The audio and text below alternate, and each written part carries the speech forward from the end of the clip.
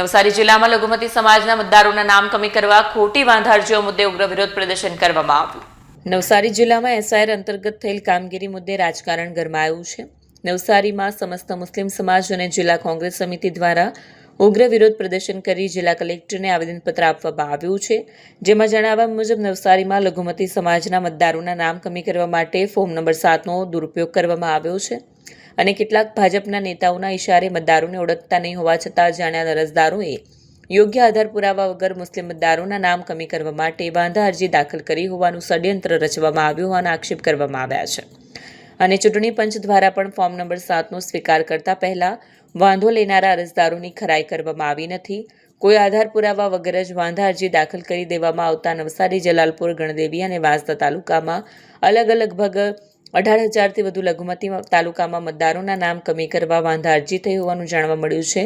જેથી ખોટી રીતે ફોર્મ નંબર 7નો ઉપયોગ કરી એક ચોક્કસ સમુદાયના લોકોને ટાર્ગેટ કરી મતદાર યાદીથી નામ કમી કરી તેમના મતદાનનો અધિકાર છીનવવા પાયા વિહોણા વાંધા રજૂ કરનારા સામે કાર્યવાહી કરવા અને ચૂંટણી પંચની કામગીરી ઉપર સવાલો ઉઠાવતા નવસારી જિલ્લા કોંગ્રેસ પ્રમુખ શૈલેષ પટેલ, ધારાસભ્ય અનંત પટેલ તેમજ જિલ્લા પ્રભારી અસલમ સાયકલવાલાની આગેવાનીમાં મુસ્લિમ સમાજના લોકો મોટી સંખ્યામાં જિલ્લા કલેક્ટર કચેરી ખાતે પહોંચ્યા હતા અને કલેક્ટરની ચેમ્બર બહાર ધરણા પ્રદર્શન કરી ભાજપ અને ચૂંટણી પંચ વિરુદ્ધ નારેબાજી કરી હતી અને ભારે આક્રોશ વ્યક્ત કરી જિલ્લા કલેક્ટરને આવેદનપત્ર આપી સમગ્ર મામલે નિષ્પક્ષ પગલાં ભરવામાં આવે તેવી માંગ કરી છે.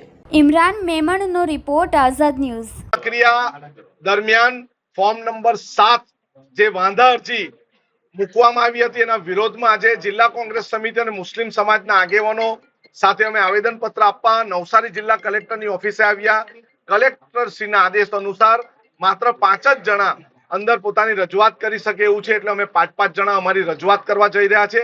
અમારી મુખ્ય માંગણી એટલી જ છે કે 7 નંબરનું ફોર્મ કોણે સ્વીકાર કર્યો છે એનું નામ અને વાંધા અરજી કોણે મૂકી છે એનું નામ અને એના વિશેની જાણકારી અમને પૂરી પાડે. અમે ભારત દેશના નાગરિક છે.